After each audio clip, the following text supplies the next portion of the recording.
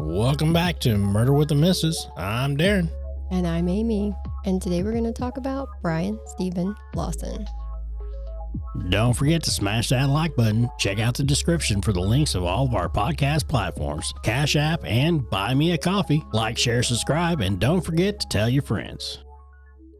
Welcome back, everybody. If you guys are watching this video, I'm in recovery mode, so we kind of pre-recorded all of our videos. That's why we're in the same shirts. That's why we're in the same outfits for the past month. Right. We do have other clothes. Yeah. Just to let you know. But anyway. All right. Now, intimate partner violence is something we talk about a lot in true crime cases. Today is one of those days. If most people are told that a heterosexual couple is experiencing a domestic violence situation, they immediately think the male is the aggressor. So why is that? Many reasons, actually. One fact is that most reported statistics show that 1 in 4 women experience intimate partner violence, almost twice the reports of men. The stereotype with men is that they should be able to take it, that they can't be hurt near as bad as when a man attacks a woman, and they are big and strong. And that's not always the case. 1 in 7 men experience physical violence from a partner, according to the CDC. Well, those stats are wild. Doing? Sorry. He's like messing with something in his hand. I am. Started thinking. He is thinking. Yeah. It's a problem. Wild. Just know that more often than not, if the abuser gets away with it the first time, regardless of sex, it can seem like an open invitation to keep doing it. Also, more often than not, the violence will escalate. Thank you for coming to my TED Talk. Now let's talk about the case.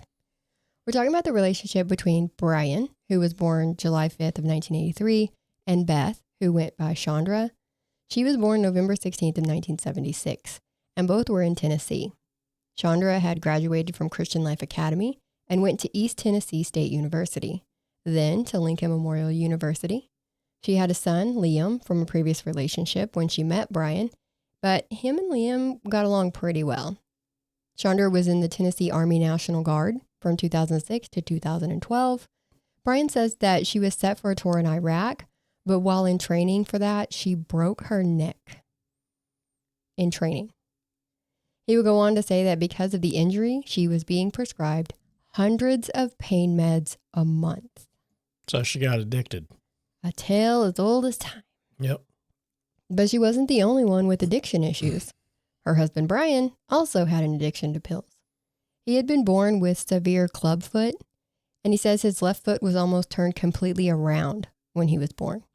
So from 6 months old to 17 years old, he had a lot of surgeries and saw a lot of doctors.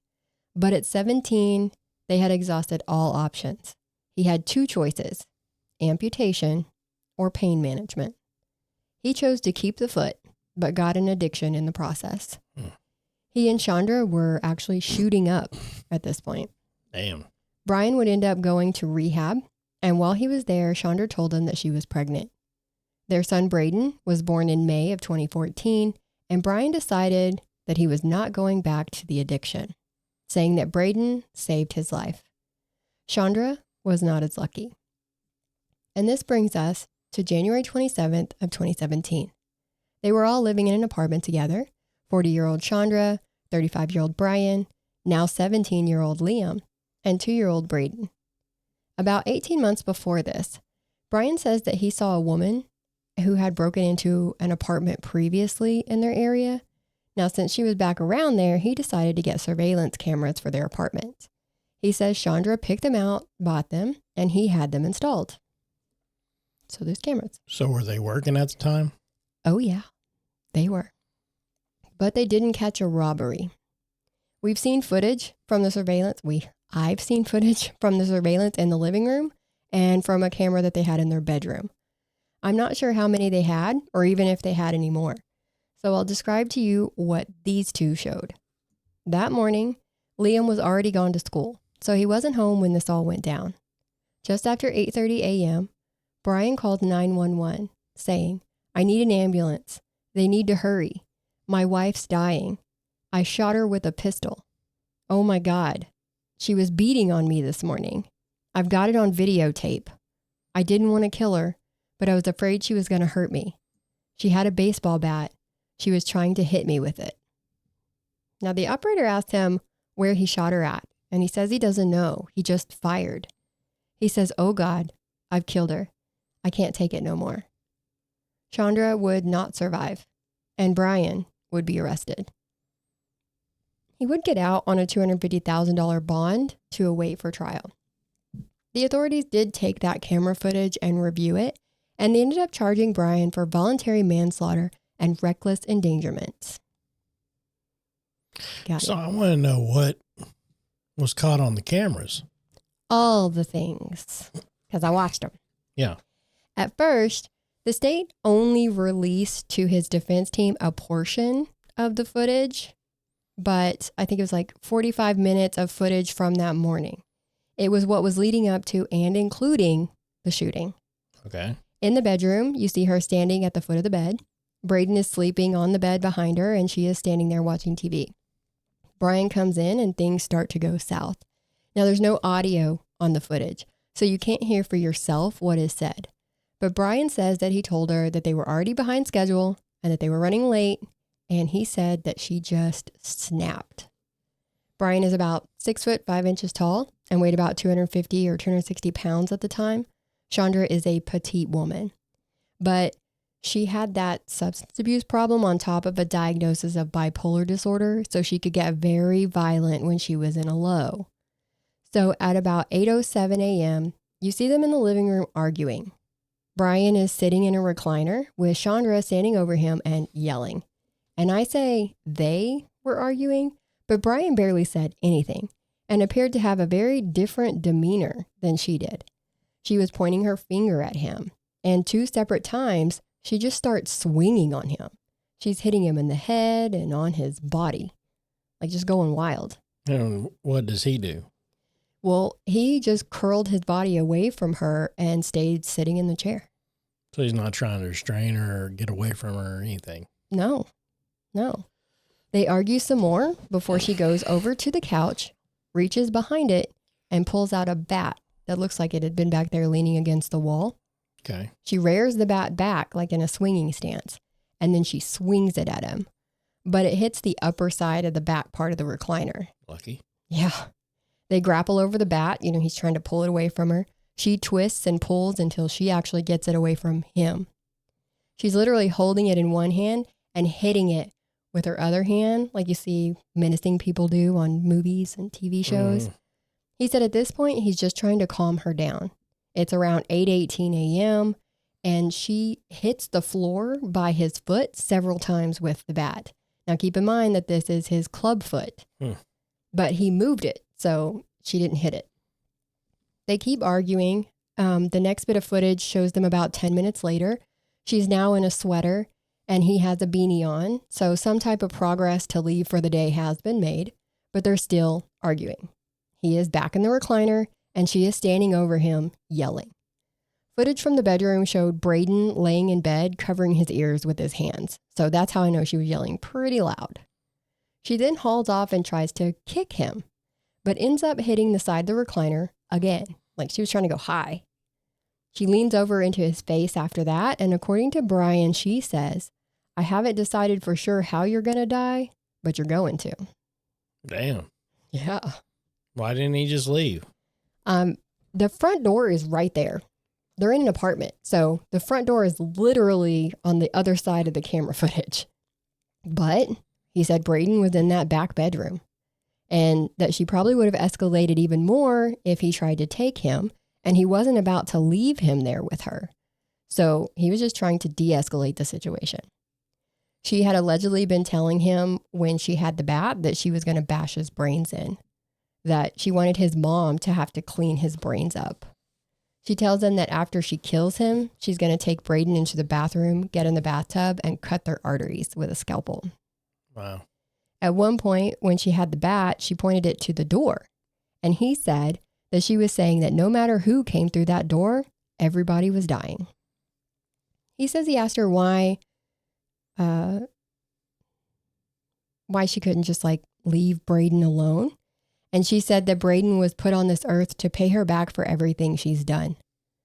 Bryan had said that he had tried to leave during a previous argument and she had put a gun in her mouth, so he stayed.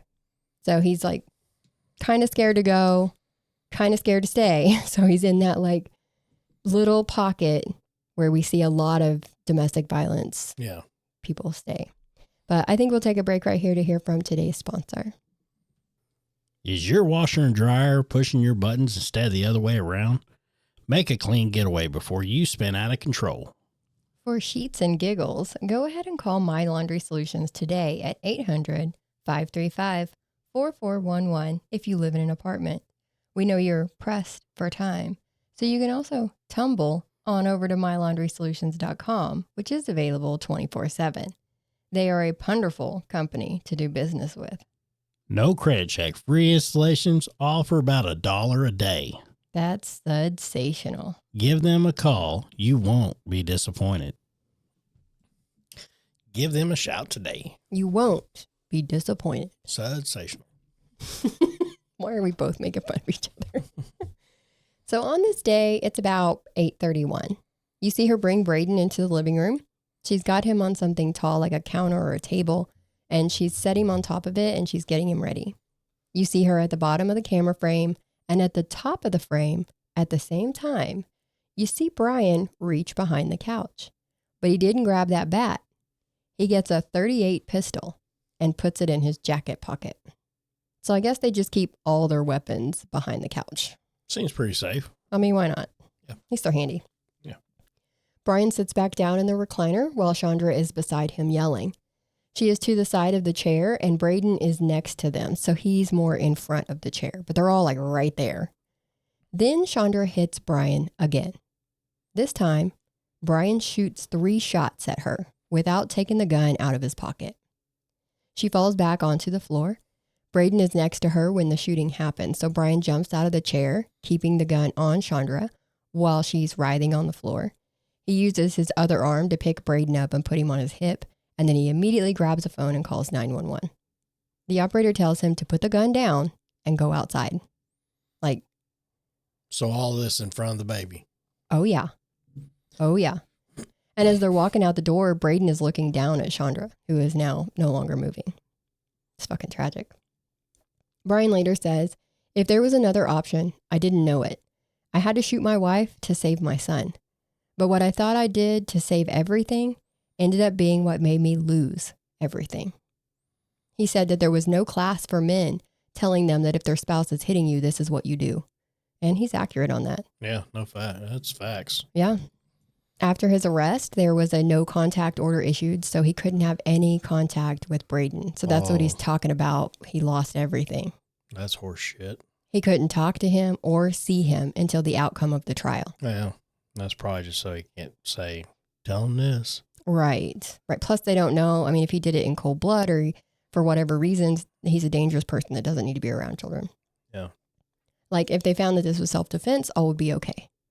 But if ifs were fists, we'd all be drunk. I also need to mention that about 5 hours after the shooting, a friend of Bryan and Chandra's is called to the police station, or he made a call to the police station, and then he showed up in person with some information from way out in left field. He said Braden was his son. So Bryan's lawyers had a DNA test done. And Maury says, Bryan, you are not the father. No. Yeah. Remember that he found out that Chandra was pregnant while he was in rehab.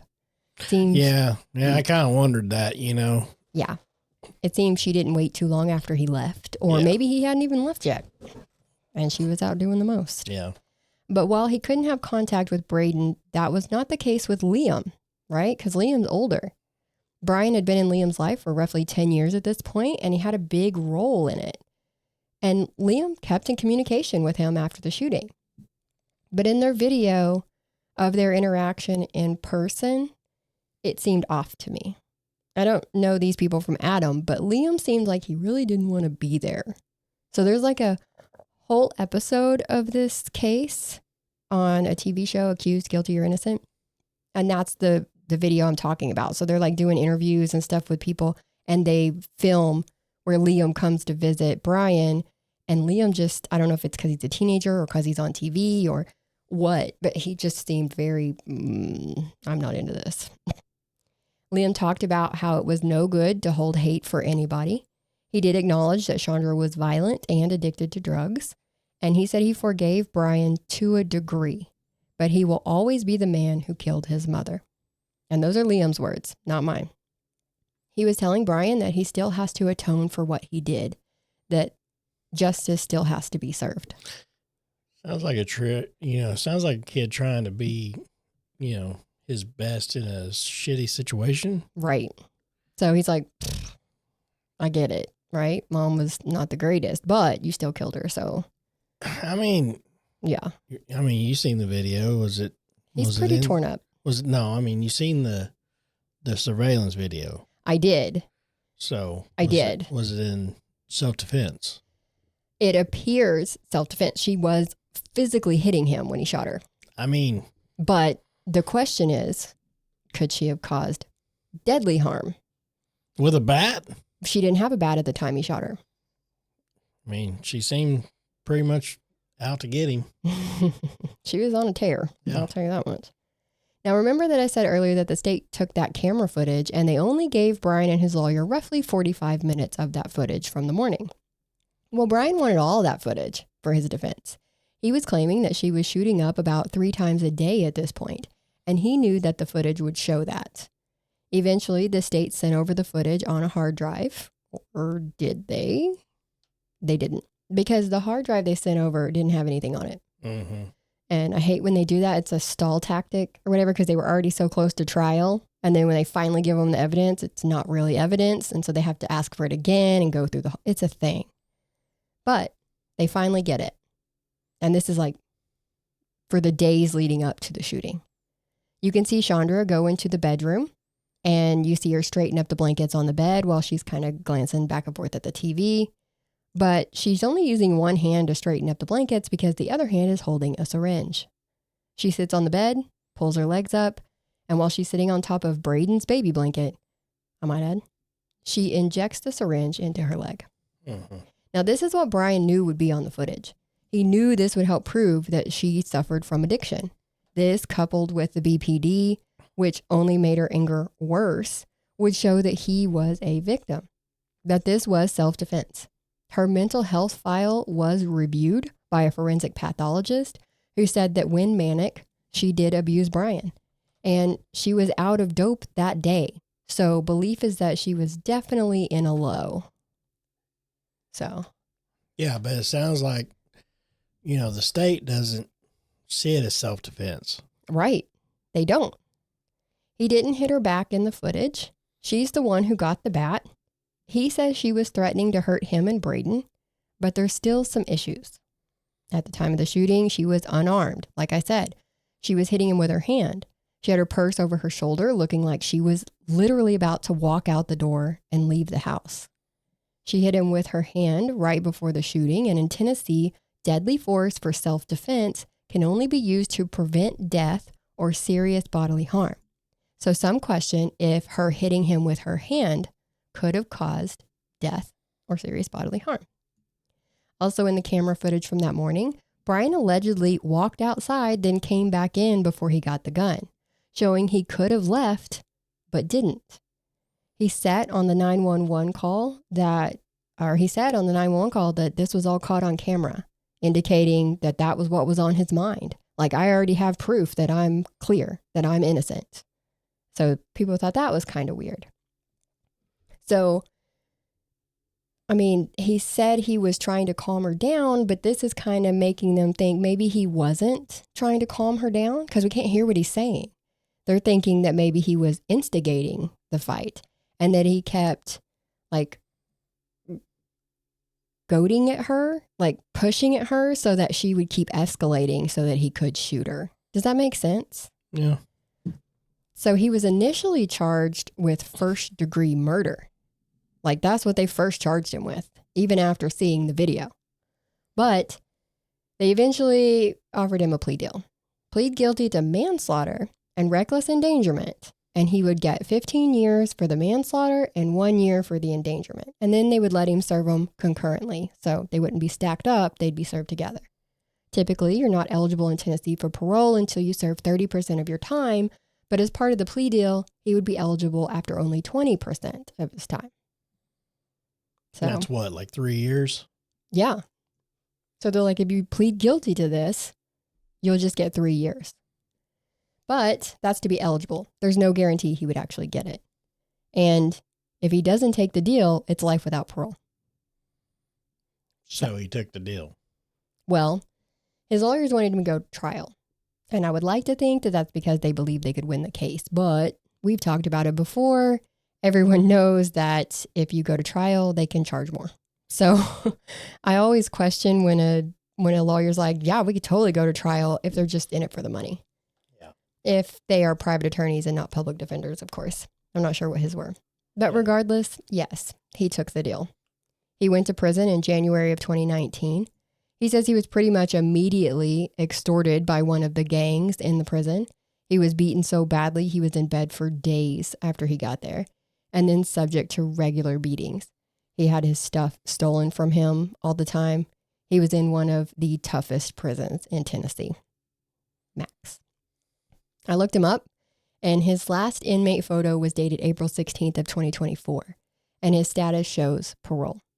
What little you can see online says that he is out on parole as well, but I have no date to know exactly sure when he got out, to know when that happened. But it seems like he may have actually served 5 years, from what I can gather. Yeah. Yeah. But Liam did come out later saying that he doesn't believe that Chandra would have ever hurt Braden and that Bryan is a murderer. So he flipped. I knew he would because of his demeanor. Braden was still going between Bryan's mom and Chandra's mom for visitation. They said that when Braden gets older, if he wants to see Bryan, they will be okay with that. But for right now, no. It's going to have to be his choice. So they're waiting for him to get older. So even now, he still doesn't get to see him. Yeah.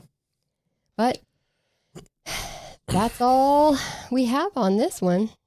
What do you think? Do you think he should have pled guilty or went to trial and fought it out? I don't know. I mean, that's a toss up. That's a hard one.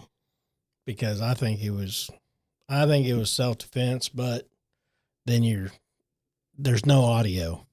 You can't tell what they're saying. So you can't tell if he's agging her on or anything like that either. Right. I mean, he could have been covering himself and just sitting there like just fucking talking shit to her. Right. Or just keeping his face neutral while he's saying, shit to her. But he is right that there is no classes for what to do when women are beating on you. Well, here's what you have to ask yourself. If this was a video you watched that was reversed and it was a man treating a woman like that and the woman shot him, would you be like... She'd automatically be self-defense. Self-defense. I mean... Exactly. This is those That's what I'm saying. That's why I was like, I'd like to believe it's self-defense. I mean, I really do. But... Yeah. And they should have seen that. I mean, they should have seen it like that. But that's where it's like different, Yeah. You never know what you're going to get. Yeah. When tables are turned, it looks the other way. 100%. So. 100%. All right. Do you like us? If the answer is yes, then tell us by clicking the like button. And while you're there, go ahead and subscribe too. Yeah. And while you're at it, tell your friends. Tell them too. Because they deserve to see us too. They really do. We're a delight. All right. Well, until next time, guys, we'll see you. Bye.